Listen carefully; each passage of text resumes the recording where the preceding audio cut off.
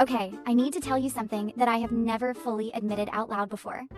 For 3 days, 3 full days, I lived in the wrong apartment. Someone else's apartment, with someone else's furniture, someone else's food in the fridge. And I had absolutely no idea. Here's exactly how it happened. I had just moved to a new city, new job, fresh start. I had found an apartment online, 3rd floor, unit 3B, $1,200 a month. Signed the lease. Got the keys from a lockbox outside the building. Moving day, I'm exhausted. I have 4 boxes and a suitcase. I find the elevator, I go to the 3rd floor. I find apartment 3B. The key works. I go inside. The apartment is furnished. Now, in my defense, the listing had said partially furnished, so I assumed the couch, the small table, the kitchen stuff, all of it was included. I put my boxes down, made myself a coffee using the coffee machine that I assumed was mine, sat on the couch I assumed was mine, watched TV on the screen I assumed was mine. I slept in the bed that night, very comfortably. Day 2. I unpack properly. I noticed some things that seem a little personal for a furnished apartment. A jacket in the closet. Some books on the shelf with someone's name written inside. A photo frame, face down, on the bedside table.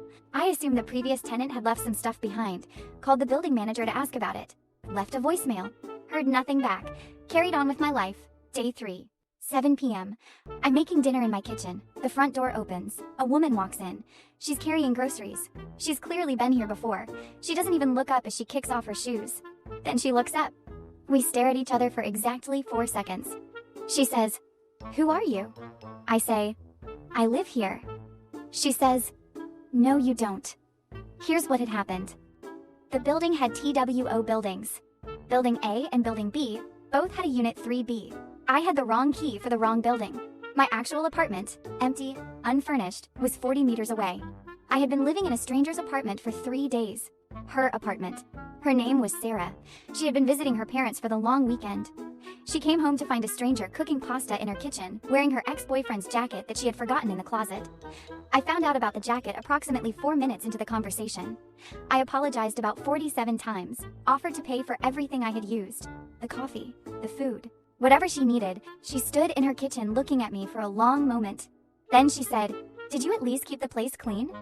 I said I vacuumed on day 2, actually. She looked around, looked back at me. "Okay," she said. "You can finish your pasta." I finished my pasta.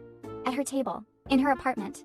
While she unpacked her groceries and asked me how I had managed not to notice for 3 days. I didn't have a good answer. What happened next, though? I genuinely did not see coming. Find out in part 2. Subscribe so you don't miss it.